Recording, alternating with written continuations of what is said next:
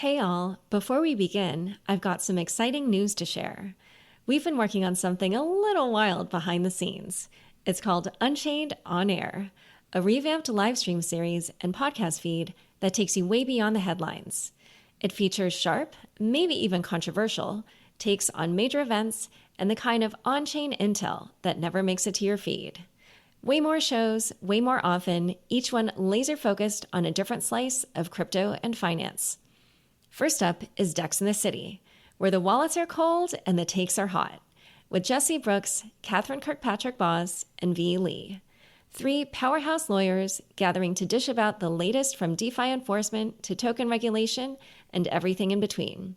It live streams every Tuesday at 12 p.m. ET. Second is Uneasy Money, because what happens on chain never stays on chain, with Luca Netz, Kane Warwick, and Taylor Monahan. Three OG DeFi builders unpacking everything happening on-chain, from tokenomics to DAOs, from hacks to yields. It airs Wednesdays at 3 p.m. ET. And finally, Bits and Bips the Interview, an addition to our group chat show, in which our executive editor, Stephen Ehrlich, takes you deeper with one-on-one conversations. This streams on Thursdays at 12 p.m. ET.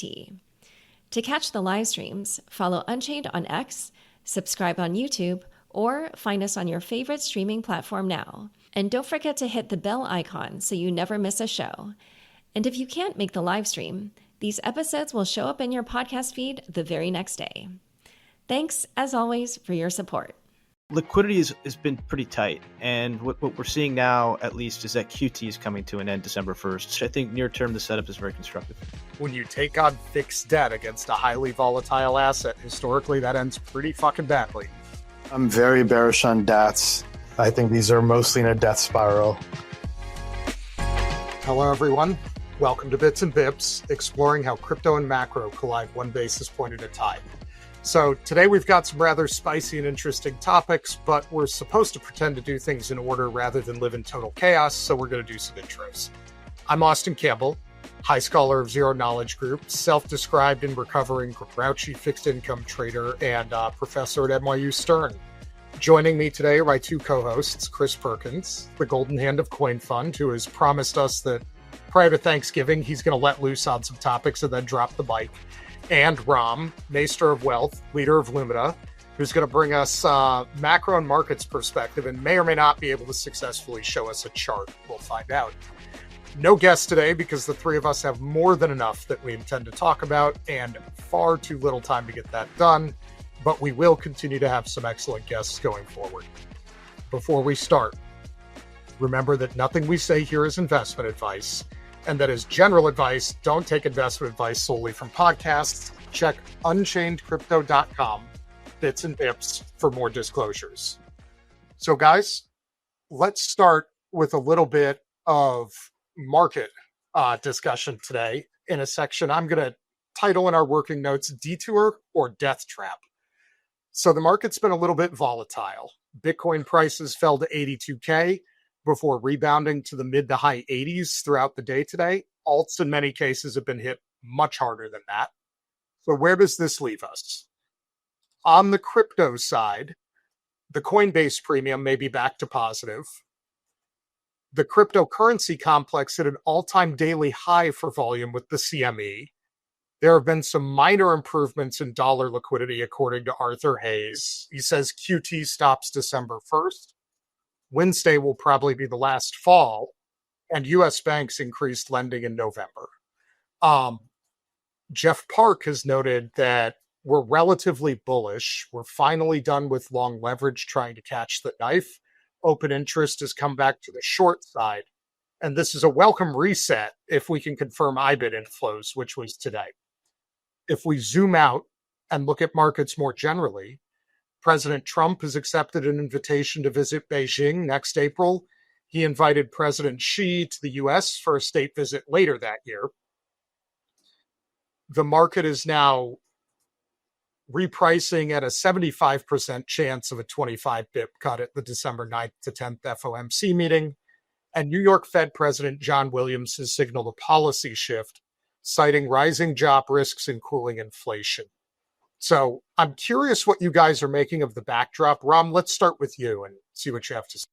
Yeah, look, overall, you've had market volatility starting with when the Fed had the hawkish cut. That was one. And then two, you had Michael Burry shutter his hedge fund with a broadside critique of the data center theme and round trip trades. At where you are now, though, is that the market's now pricing in an 80% probability of rate cuts for December. That was due to comments from Fed Governor Wallow this Friday. The markets have rallied. You also had elevated volatility in the VIX, which hit 26. That's usually the kind of lower bound when you start to see a rally.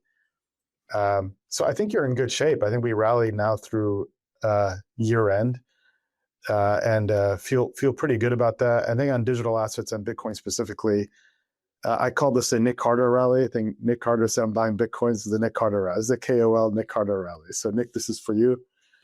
But I do think the rally is ultimately sold. I think maybe it's a multi-week rally. You just kind of have to reassess.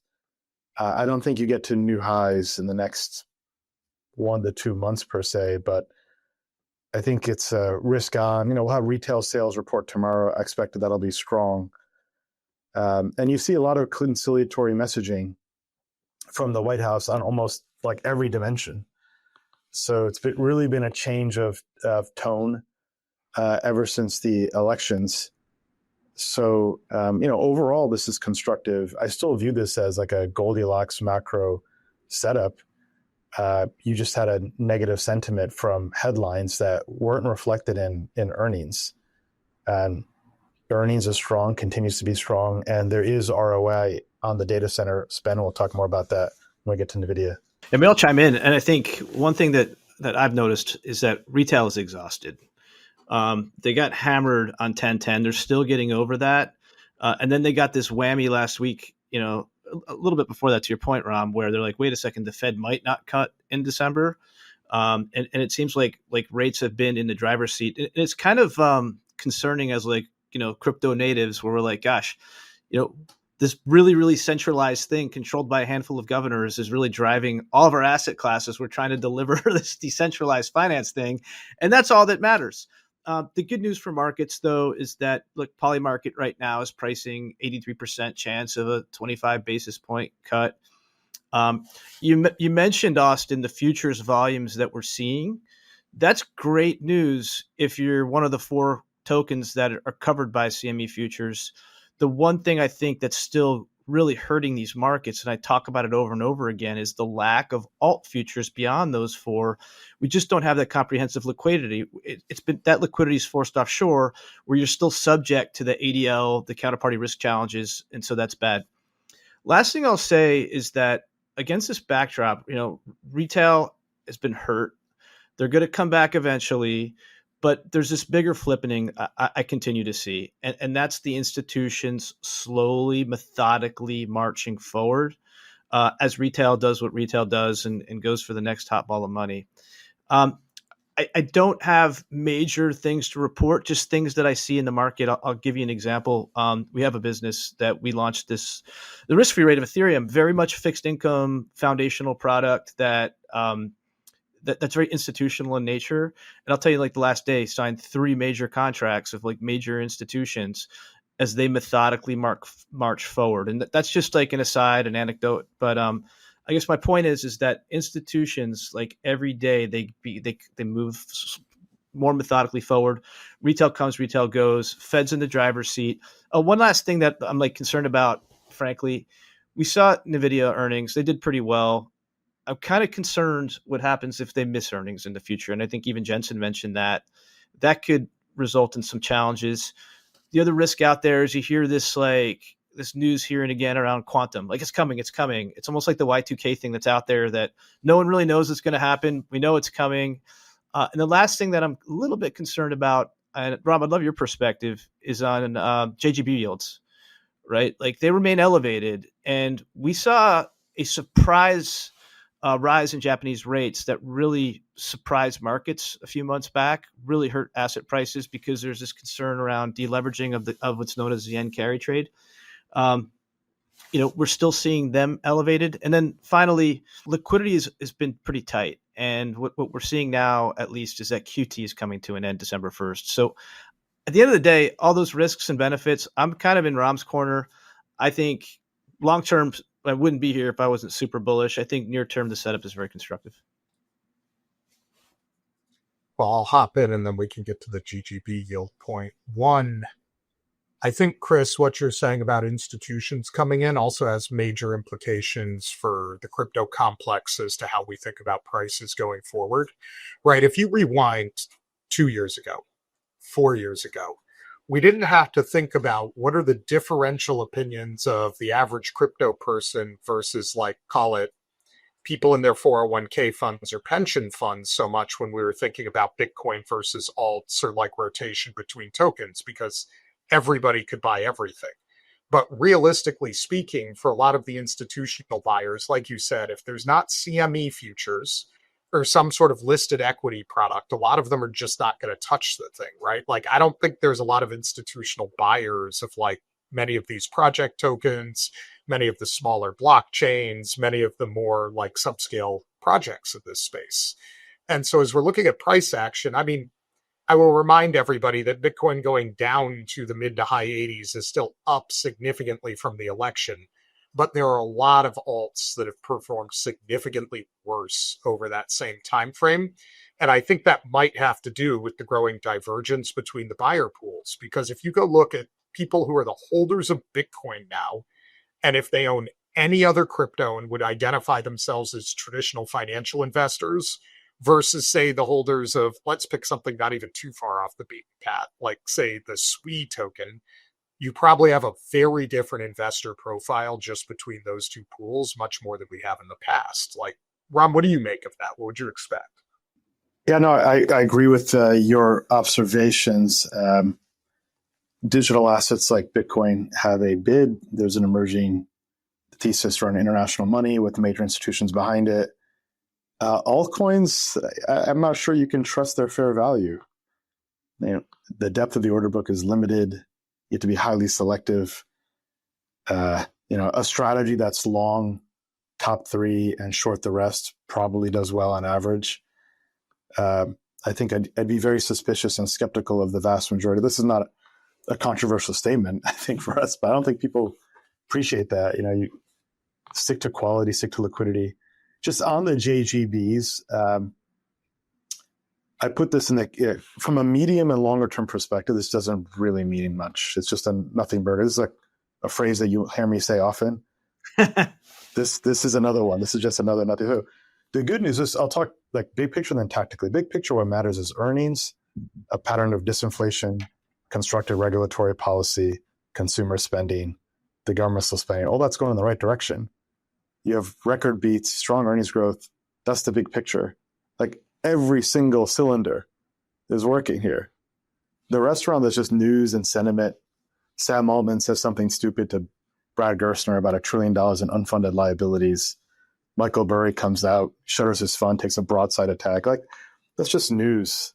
So on JGBs, tactically, the good thing is that the US dollar has been through an extraordinary rally. If you look at in the last 3 months, like so much for the dollar debasement trade. There's no dollar. The dollar is strengthening. The reason why that matters is that the yen carry trade is funded by borrowing in Japanese yen. So the risk is that if rates go up, your carry costs go higher, but your liabilities are actually dropping net due to the decline of the yen versus the US dollar. So it's nothing burger. There you go. But strong dollar oftentimes leads to weaker commodity prices. That's the other side, right? So, that has impacted, I think, in price action in certain cases. On the alt point, I agree. Fundamentals matter. They're not always in the front seat. As we've seen recently, very, very constructive long-term fundamentals for certain projects. And I think you'll see that differentiation. And then, of course, like I'll continue to say it, like institutions can't touch it. Even the DAT, like the DAT is an amazing wrapper because, it's just you just go into your brokerage account or your institutional OMS and you buy another one. But it's very hard if it's a super volatile asset, particularly going into year end where you don't want to see a drawdown because you've had a great year. That's part of the issue. I will echo Ram on the dollar. I guess we can call it rebasement trade. I don't know how we want to name that one, though. I do want to counter one point on the bright economic news. So banks are still sitting on 395 billion of unrealized losses, and I think people don't understand what that will do to credit creation. Liquidity looks better than it is when that is going on because banks are going to be holding a lot of reserves. Everybody will say, oh, they've got a lot of dry powder for lending. But in many cases, like a good one to look at that had large losses in the held to maturity bond book is Bank of America, right? They're going to be sitting on a lot of cash, not to go lend that out to people, but just so that they have a strong balance sheet so that people aren't going to come run the bank as happened to Silicon Valley Bank. And that sort of grind takes time, and the inability of the administration and like the Fed to get rates significantly lower, especially once you get outside the short end of the curve, has an impact on that. So one thing I would say in addition to, I agree with the comments on QT and that coming to an end will be moderately helpful along with Treasury starting to spend again. But I think there's more work to be done from the credit perspective. And the other thing we're seeing on that front is like very low mortgage origination, right? Like you have a lot of people locked in compared to historical norms and like not a lot of activity on that front. So when we're thinking about retail, when we're thinking about the general market, sort of like Ram, I guess this plays in with your nothing ever happens meme sort of like thinking here. I've been saying for a long time, things are not nearly as good as the optimists would like and not nearly as bad as the pessimists would say. And we're sort of grinding along at mediocre on a lot of these measures. I'm more on the optimist. I'm more optimistic than that. The only thing that is holding people back for recognizing just how things good are, while acknowledging, yes, you have a K-shaped economy. Yes, of course, that's legitimate. Been the case for decades. It's true. The only thing holding people back is the fact that asset prices aren't where they want them to be. But if they were, I wouldn't be as excited. So this is the going's pretty good. You're supposed to buy when NVIDIA's got a forward P of like 26 times earnings with 66% year-over-year revenue growth. And Meta's at 20 times earnings with 40% year-over-year earnings growth. That seems like a compelling investment backdrop.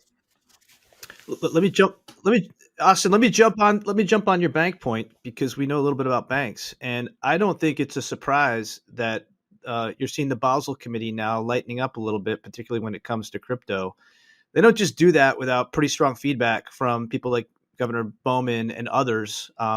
That's the other liquidity unlock that you could see as the U.S. really starts having a more outsized role and really like Secretary Besant's a smart guy. He gets how this all works. And the other like liquidity toggle they have is bank regulatory capital. And I do think that's trending very positive for the banks, which could help to facilitate, some of that unlock that you're suggesting. Do you agree? So I agree if they do it. My worry is that the Basel Committee is like a glacial entity, right? Like them starting to work on it means 5 years from now we'll have an answer. But the interesting part, Chris, and I don't know how the coordination is going to work, is do the U.S. banking regulators just go rogue on that and impose some other treatment? That's my point. I think the U.S. regulators are starting to say, well, wait a second. I have a lot, especially Treasury. I have a lot more to say with the front end of the curve with these things called stable coins now. That's awesome. Why am I letting the Europeans set Basel rules? No, like I know what's best for my banks and for our economy. And, it's an America first regime. So I don't know. I feel like that's something that they're much more attuned to in my recent discussions. And, just seeing that data point where the Basel guys are walking back some of the things that they're walking back, I thought that was super interesting. Look, I think the banks were in good shape. Credit growth is 4.4% year over year. That's great from a GDP perspective. Access to credit's good. Credit quality is good. Credit performance is good. Delinquencies are low across the major banks. There's no credit health issues. We're 3 to 4 years into digesting commercial real estate issues, which are more and more in the rearview mirror. The other part, fun fact, there's an ETF called, you guys will appreciate this, GSIB, G-S-I-B. Okay, these are all the SIFI too big to fail banks. That ETF is outperforming Bitcoin. This is funny because think about the origin story of Bitcoin, was Satoshi Nakamoto wrote in the Genesis block. He made a comment referencing, no bank bailouts, right? GSIB is up, not 10, not 20, not 30, 45% year over year, 45%. So banking sector is good. And that matters because it's the bedrock of the economy. No, I agree with that one. And okay, so on the note of the bedrock of the economy, let's talk about the other thing for a moment, Ram, since you brought this one up. NVIDIA. So NVIDIA earnings were not bad, to say the least. And yet after they beat, the stock fell 3.2% after an initial pop. Valuation concerns seem to be dominating the news headlines and the timeline. I guess the optimistic take is that this is a healthy correction. The skeptical take is this is the start of an unwind. Ram, you mentioned Meta earlier. They're down 21%. Microsoft is down like low double digits as well. CoreWeave is down nearly 50% in November. Semis in general are down about 11% in November, their worst month since 2022. What are you making of all of that? Like, is that a buying opportunity for people or the start of something worse? Yes, no, it's a buying opportunity. This is what you should be buying on Black Friday. This is what you buy. We had a high beta crowded positioning unwind. That's what happened. That's the simple variable to understand what happened. If it was a popular consensus name and a high beta, and especially if it was in like the data center theme, then it sold off. Pick anything that met that category. It's not so much stock specific. It's just crowded positioning got unwound. A lot of retail investors were hitting sell. They ran for the exit. I think that's behind us. Like asset prices are responding as they should if you have the lows in place. The NVIDIA earnings were better than just strong. They were outstanding. They were shockingly good. I say this as a mild-mannered individual. Like I'm rarely ever hyperbolic. They had an acceleration in their quarter-over-quarter growth versus last year, same quarter-over-quarter. They continue to sell out every GPU that happens. They maintain pricing power. They can pick and choose their price points. They control their gross margin. They have visibility through most of 2026. When we get through 2026, they'll have visibility through most of 2027. They've had a beat raise every quarter since ChatGPT. That's because they know how to manage Wall Street expectations. There's 1,200 data centers globally if you look at just the hyperscalers. And most of those are CPU, old school data centers. There's a build out of new data centers that are GPU native. And we're only in the early innings of this. Now you've got the Trump admin enabling Saudi Arabia to go build out potentially up to 60 data centers. That'll be full with NVIDIA chips. So, yeah, I mean, the earnings and the revenue was it was strong and outstanding. That said, I'm actually only benchmark weight NVIDIA. I'm not actually overweight it because, positioning can get in the way when that's crowded around a good opportunity. I think it'll do fine now, but I'd rather own, Meta. I'd rather own some cruise line stocks and other things. And then on top of that, Ram, it looks like Trump just accepted a state visit to China, and China will do the same. So I feel like that's probably a green shoot as well. But I guess here's my question for you. What are people going to be talking about at Thanksgiving? NVIDIA or crypto? The Mamdani White House visit? I mean, that's one. Yeah, maybe. I don't know. What's up with that one? What's up with that? I mean, that's one. Let's see. They're going to talk about, we're going to have that meme about the guy in the attic who's talking about Bitcoin, right? That meme's going to be back this year. Last year was the opposite. That was the victory lap meme, right? What else are they going to talk about next week? But I'd put it back to you guys. Probably they're going to talk about the GSIB ETF now that you mentioned it. Look, I think banks are just so well positioned. Almost any dimension you look at, yeah. So stable coins aren't going to be their death. I mean, I spoke to my buddies who literally run the GSIBs, and they were like, bank deposits, these stablecoin things are going to kill me. But that's really, gosh, just like money markets, not the case. They're doing just fine, aren't they, Austin? Banks are doing just fine. Though I would say if banks have killed themselves in some way here, are going to get killed by stable coins, I don't think what's the right way to say this? I think that banks may have dramatically overplayed their hand on the policy frontier in a way that's going to have reverberations people don't expect, which is to say the gloves came off and it was like naked self-interest with trying to ban yield on stable coins, and people know that. And the reason for that is, like, this is the advantage. I'm a business school professor. I literally teach this stuff. In the 1933 Banking Act, there was a thing called Reg Q, and Chris probably knows what Reg Q was, but for people who do not, that was the ban on paying interest or yield by banks. And what happened is that in the 70s and 80s made them uncompetitive products, and they had to get rid of that restriction because it was crippling their ability to gather deposits. And now banks who had that restriction taken off have gone and argued, well, you should restrict somebody else with a thing that we just argued like 2 decades ago were things that made us uncompetitive and had you get rid of so that we could go do the exact thing that we're having you ban somebody else from doing. I have been hearing things coming out of DC that are totally different on banks than I have heard my entire lifetime. Like, let me just throw something out there that I think may now be inside the Overton window. How about the repeal of Graham Leach Bliley? I'm all for that, by the way. I'm all for that. Bring it. Let's do this. Yeah, look, I think you can offer consumers more value if you have integrated offerings and services. Like one-stop shop makes a lot of sense for banking, insurance, wealth management. I think that's a great idea. Now, yeah, banks are under pressure from stable coins, but it's community banks and some of the regional banks. That's and it's going to take time for this all to play out. And the last point here, stable coins, they created a bid for the US dollar too. So Bessent nailed the stable coin. Like, kudos to Scott Bessent. Like, did the right thing. I think the mortgage move, 30-year mortgage, right idea also. I will argue against you on the 50-year mortgage one. I actually think that's a bad move. The longer you extend duration, right, for people, and the longer we take the timeline like out to both buy houses and pay off mortgages, one, the more duration risk you're putting into the economy in a way that's going to be hard for people to hedge. Like, somebody's got to own that duration if we want to extend that. So that's problem number one. Problem number two, I'm like skeptical of many forms of credit creation from an affordability standpoint, because the core problem is supply. If we don't build more houses, but we continue to subsidize demand,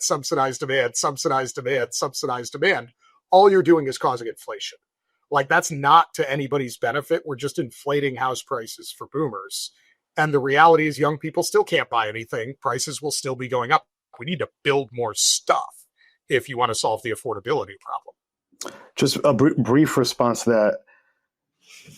Focusing on the U.S. consumer, if you've got a 50-year mortgage and your average mortgage holding period is 7 years, that creates value. So the duration risk is really, and what you were getting at, is someone in the capital markets. It's not on that consumer is going to be able to have more disposable income from that 50-year duration. And it's one of the few times that the consumer can borrow as low as, and sometimes lower, depending on how you time it, than the U.S. government. It's one of the few times. So if you can let them take advantage of that opportunity and the ability to refi, it's a good opportunity. So, yeah, my trade-off though, Ram, is I worry about it breaking the mortgage complex, right? Like, as somebody who's been on the other side of that trade, it's seen people owning MBS or like owned many billions of MBS in one portfolio. I'm going to ask a hell of a lot more for a 50-year, right? Because the problem with that 7-year holding period is I get delivered the worst stuff, right? The stuff that stays is the stuff I don't want, because rates went up and people are not refiing. And when rates go down, people refi on me. And the impact of that is even greater with a 50-year. Like, I actually think, counterintuitive, but I think there's a very good chance that 50-year mortgages raise mortgage rates, not lower them. It's a great point. It's a great point. Yeah, you have the term spread. I mean, look, it's a markets risk management function to resolve that issue and see where prices land. Having an additional option to borrow expands the opportunity set for a borrower, though. We should not give that without forcing people to build more houses. Like, the real trick would be to have the federal government like make the Fannie, Freddie, Ginnie guarantees on 50-year mortgages contingent on building housing, so that if California wants to continue not to build anything forever, they just can't participate. Yeah, we got a problem with Brian Johnson too, right? Mortgage comes from the Latin word mort, which means death, right? So it's supposed to be the debt that stays with you your entire life. People are living longer. Just wanted to throw that into the mix as well. All right. So before we get too further off track on turning this into a housing podcast, let me talk about some other forms of financial management. Let's talk MicroStrategy and DATs. So MSCI might remove MicroStrategy on January 15th because its BTC holdings are something around 75 to 80% of its assets, certainly above the 50% threshold that they're now saying would reclassify things as a fund, not an operating company. This is going to trigger many billions of forced selling from passive index funds. And to remind everybody, passive index funds just look at the list of things in an index and buy them, right? This is not a discretionary thing. They just follow the list. So that breaks this reflexivity route. MSTR's MNAV premium is now down to like barely positive, if positive, from like literally 3x at some points. And so this thing just kind of trades like a closed-end Bitcoin fund after that. Saylor obviously disagrees with this. He said, we're an operating company, not a fund, citing the 500 million software business. He says they have 7.7 billion in digital credit deals as proof of, quote, active structuring, and argues that they're a unique Bitcoin-backed finance company, not a passive Bitcoin holder. I'm going to pause there before we talk about DATs further. What do you guys specifically think about the MicroStrategy thing and the index inclusion? From a price perspective, or what, one, I guess price, and two, like, do you think MSCI is doing the right thing excluding them? Yeah, that second one, I don't know how to answer that one, but yeah, and the first one, I think it's probably old news and it's probably history. And usually when you see these announcements, the worst has already impacted the asset. So everyone knows this now. It's a highly covered asset. The news is socialized. I think on the latter, one of the challenges that you have is that this is not an RIA. An RIA is a registered investment advisor. You know why it's not an RIA? Because Bitcoin's a commodity. And so I think that they're kind of ignoring the law. And we dealt with this with the rest of the DATs. If they were stacking a bunch of securities, they would be an investment advisor. They're not. And that's the law of the land. And so I have an issue with it. Look, they're a commercial entity. They can do what they feel like doing. Being in passive indexes should be, not the end all be all, but it's really nice for price action if you can get your DAT in there.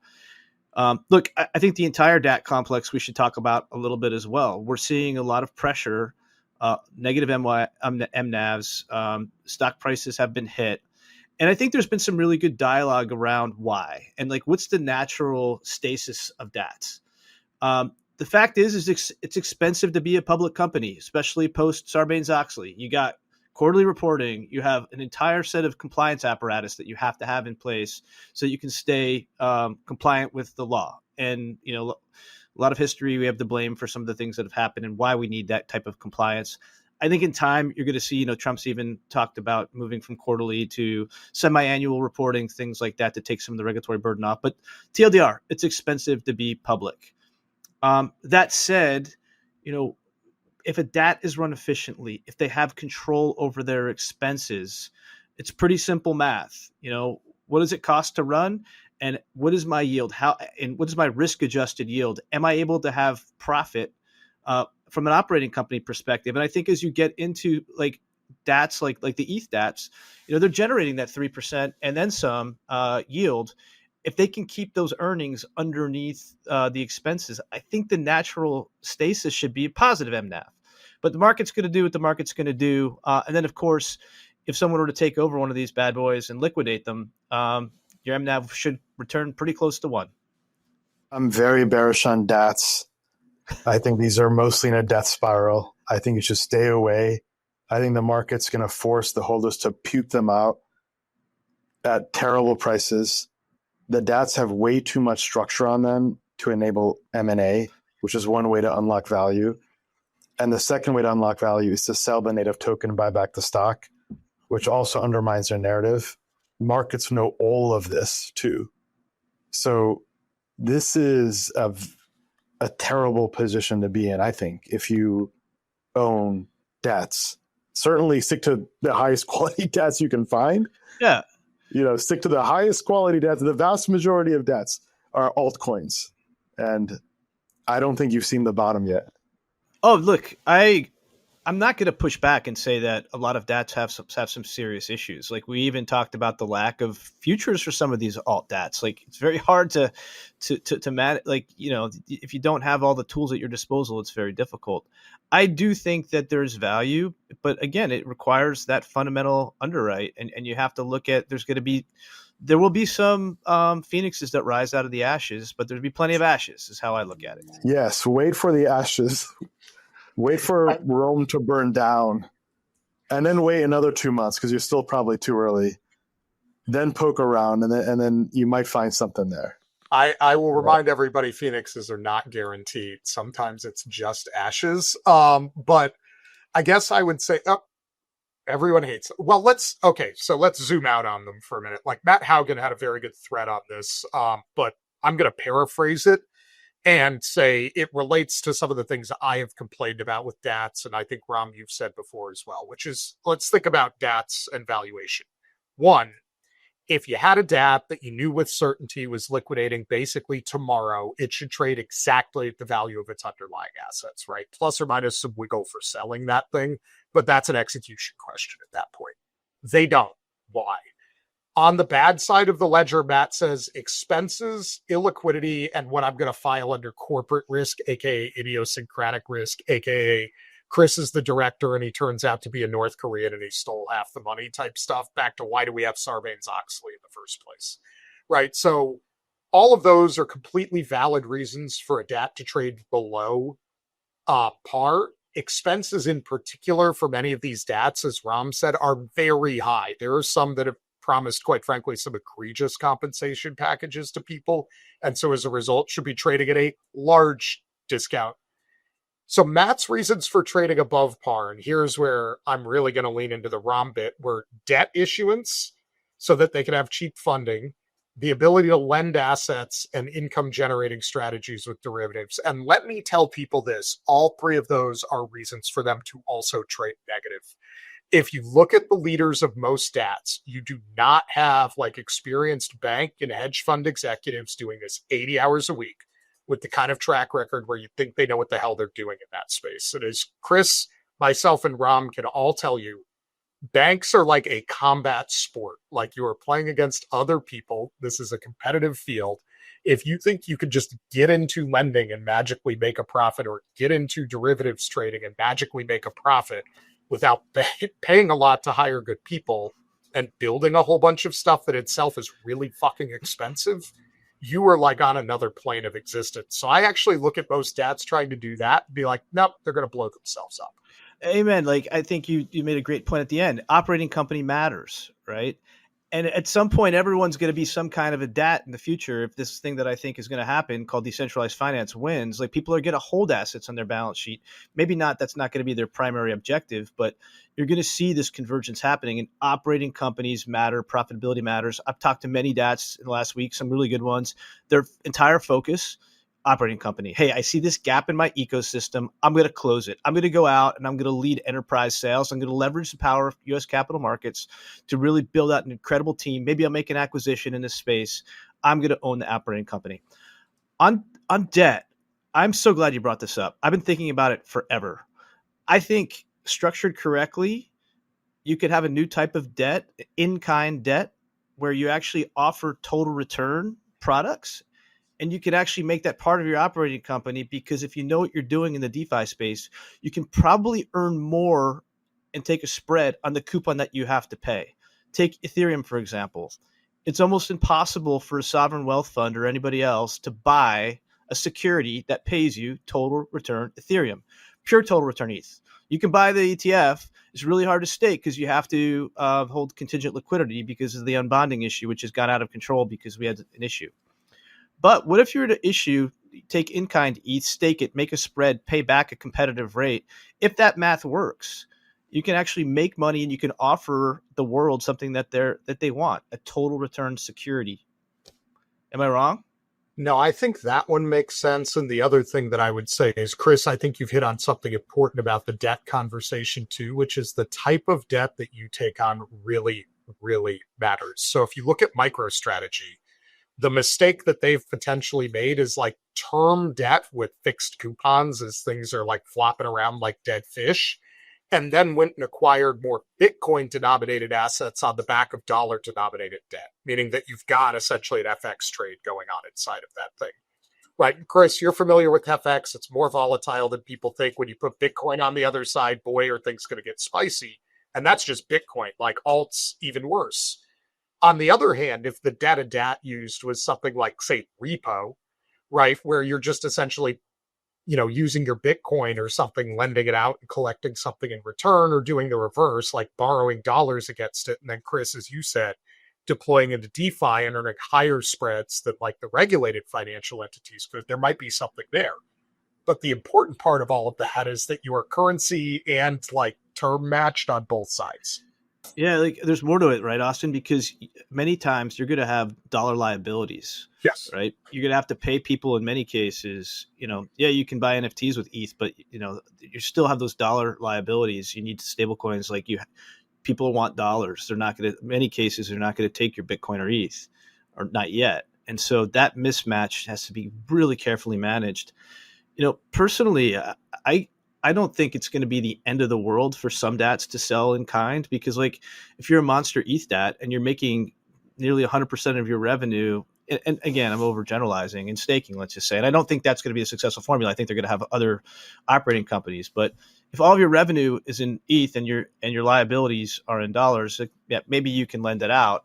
But look, at the end of the day, that's that mismatch. That's going to be one of the tricks in managing a DAT, is that mismatch. Yeah, I mean, I concur with everything. Like, debt is just adding to the beta. The beta is going in the wrong direction.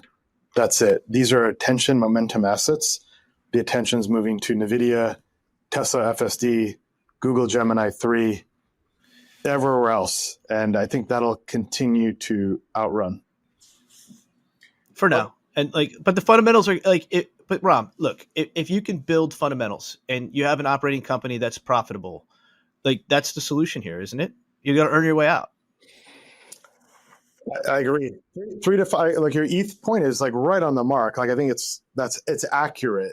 However, you got to generate so much. We got 40% EPS growth at Meta. We got 60% revenue growth at NVIDIA.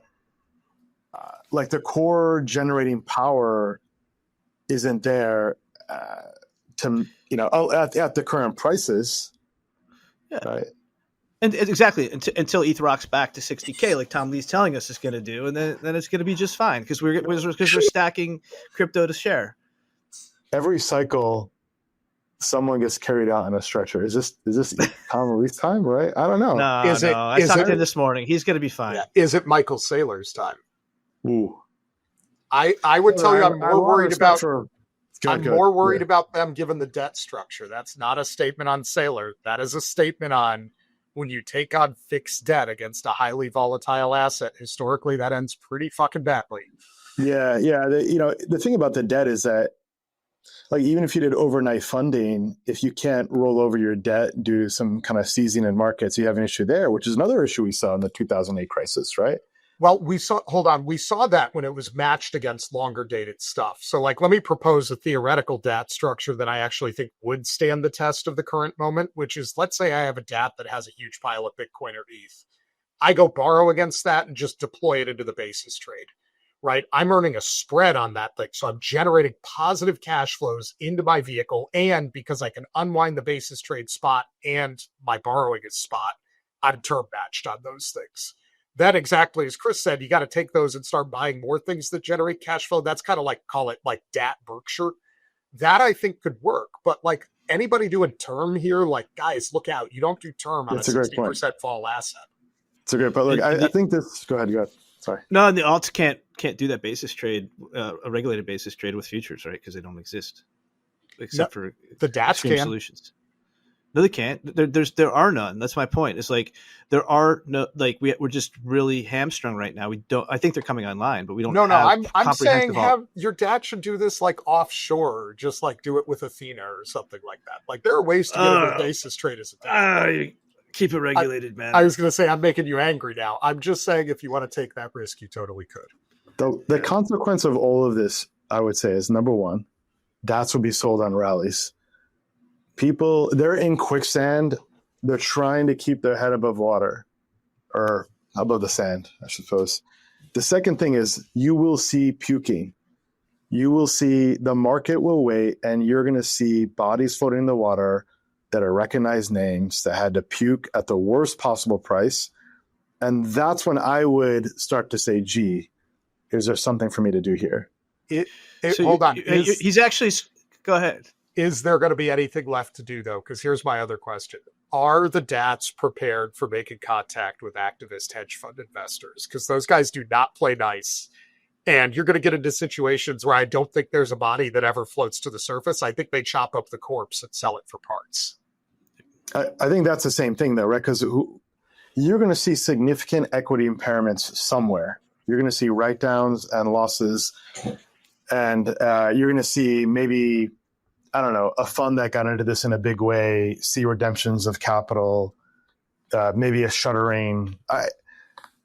I think it's just a bad situation. It's everyone knows it's a bad situation too. Is the problem? That's why you get the sell on rally. So it's a circular gunfight, and your incentive is to defect and shoot. That's what I see. I hate to be like kind of bearish here, but that's just how I see it. So now you made a point about dead bodies, and there's still a lot of discussion running around crypto markets. And one of the challenges we've had with liquidity is that the dead bodies haven't quite risen yet. They're still trying to, they haven't surfaced since 1010.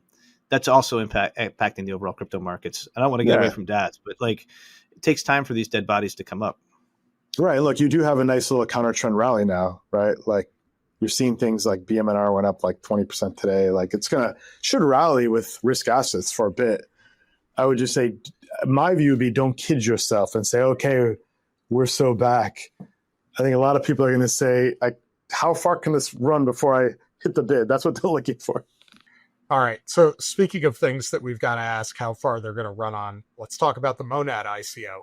So mainnet is now live, total supply of 100 billion tokens, 7.5% were sold via Coinbase's token sale at a 2.5 billion valuation. A lot of the rest was airdropped to early users.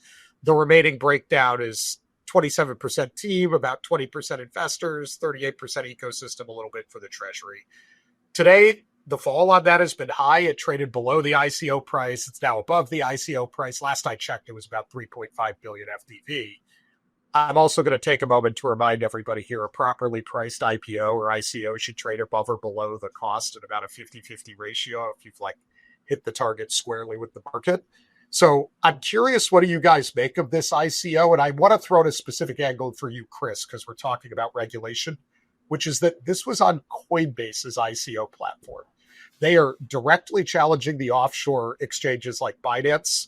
They found a way to offer this to most of U.S. retail. I think not New York and maybe not Hawaii, but most of U.S. retail.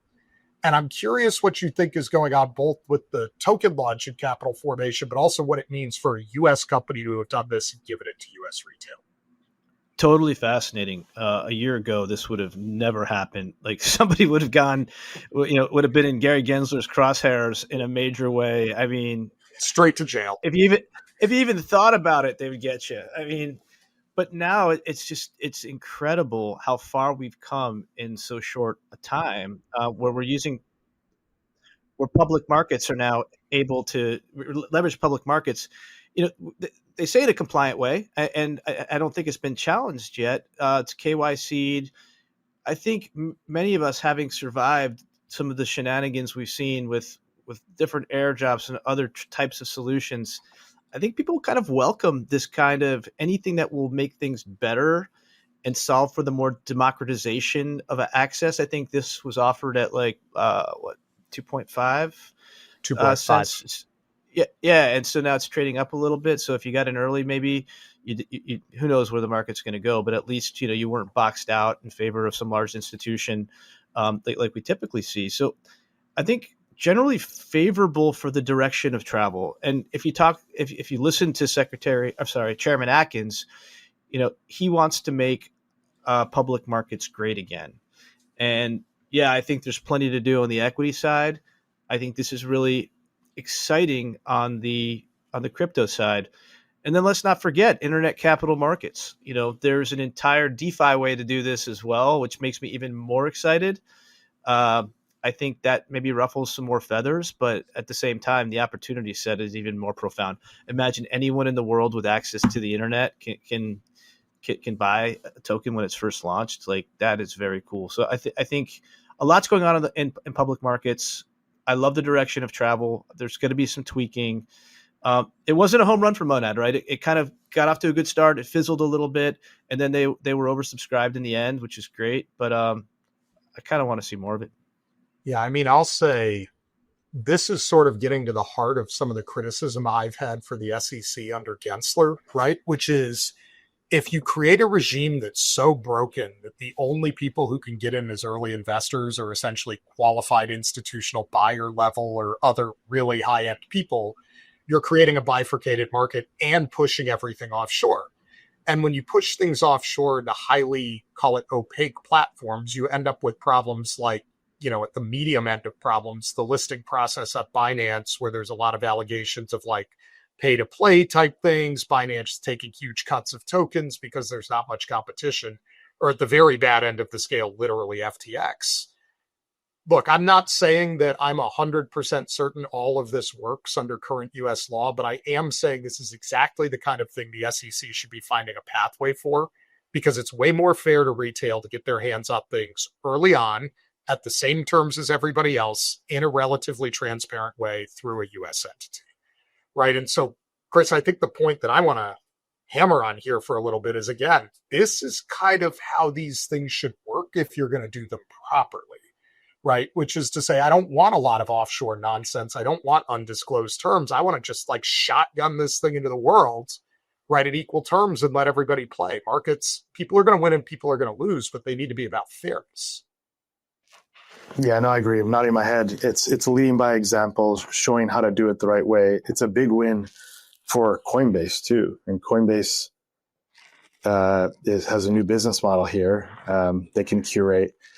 I think on the asset itself, there's a lot of float out there now. I think half of it is unlocked, and then in a year, another component becomes unlocked also. I think it's just a difficult market for digital assets right now, I think overall. So Monad, they've accomplished quite a bit. It's just a difficult market that the category's in. I think where we tactically are today, things could be interesting. But, can people zig and zag correctly? It's hard. That's hard, right? Like, they're easier games to play, right? If you try to do the zig, you're going to pay taxes, get short-term capital gains taxes. That's how my vantage point is like, all right, where can I allocate, at least get long-term capital gains? All right. So speaking of it being a hard market for crypto, let's return to one of Chris and my favorite topics to close this one out, which is what I'm going to call Operation Choke Point 2.1, which is to say JPM allegedly closed the personal account of the founder of Strike, and refused to give an answer as to why this was going on. So Jack Mallers, Strike's founder, claimed that Chase had previously closed Strike's business account during the Biden administration, and said on Monday that the bank had also been rejecting some user deposits to Strike, telling customers that the business, quote, participates in fraudulent activities. There's a rumor out on the street that Morgan Stanley has also been reducing the willingness to accept collateral in the crypto space, I think as a result of the DApp thing, but including also maybe hilariously here, Coinbase stock. Chris, what do you make of a replay of these kinds of things going on yet again? Yeah, look, I can't speak to the case, but having worked in banks, this is how it works. There's like a conveyor belt, right? And you go on that conveyor belt and off you go. if something is off, something is flagged, you fall off that conveyor belt, and it's really hard to get back on. I think under the previous administration, under Operation Choke Point, there was definitely a filter that didn't even let you get on that conveyor belt. It was like, no, we're going to find you. We're going to kick you off. I think this was I'm speculating. I've got no idea if this is true or not. But my sense is that something in the algo flagged something. It came off the conveyor belt, and I don't know. Sometimes they don't respond it's hard to get it back on the conveyor belt once it's off. And so that could have been what happened. I don't know. It's a fine line. Like when you talk about the whole collateral thing as well, banks should be allowed to manage risk, and they should. But what kind of risk are we talking about? Market risk is fine. You've got 10 years of history and you can make informed things. That's risk management and discrimination are two different things. And I think that's where you got to kind of figure out and draw the line. I would say for me, what I consistently run into, and by the way, if you're an executive at any of the big four banks and you're listening to this, please listen on this point, which is, I think a lot of the problem banks are now having addressing crypto is not deliberate. It's that they don't have people who know how to do this or evaluate these things internally. And so the natural risk aversion of people of, I don't understand, therefore no, takes over. Right? Put differently, there's no good reason not to include Coinbase stock as collateral. That is a well understood public company, other than you just feel bad about crypto and think the whole thing is going away. And I will tell you this, I have met, not an insult, 0 risk managers who still work at the big banks who are genuinely qualified to manage crypto risk, right? Like anybody who's good has left and gone into the industry and is doing the thing there. So my gut reading this, honestly, is that it's actually revealing a bigger problem many of the banks have trying to get into this space, which is that it's the blind leading the blind in a lot of these places. Yeah, same with the government, right? They can't even trade the asset. So yeah, that's going to take time. Yeah, for those who don't know, Chris's reference there is that if you're at one of the regulatory agencies in the United States, you are literally not allowed to own digital assets. I have a personal friend who was at one of the big banks who went into government, who literally calls me on the phone and is like, hey, I've got some odd lots of crypto left over in a wallet. Can I just send it to you? Because they have to like dispose of all of this stuff before going into government service. And it's just like, it's a little bit like we expect you to regulate like traffic and automobiles, but you're not allowed to drive and you can never have owned a car. Rob's just shaking his head. Yeah. It's not a nothing burger. Yeah. Well, that one, the problem is they're regulating burgers and all they have is a nothing burger. All right. So there's our final financial advice for the U.S. government for this episode, which is let your people trade some crypto so they know what they're doing. All right. So on that note, thank you for joining us, everybody, today for this episode of Bits and Bips. We had no advertisers because our consistent campaign of teasing XRP caused them to fire us. No, that is also a joke. But we will be back in 1 week to discuss more about how the worlds of crypto and macro are colliding. Until then, everyone take care. Happy Thanksgiving. Happy Thanksgiving.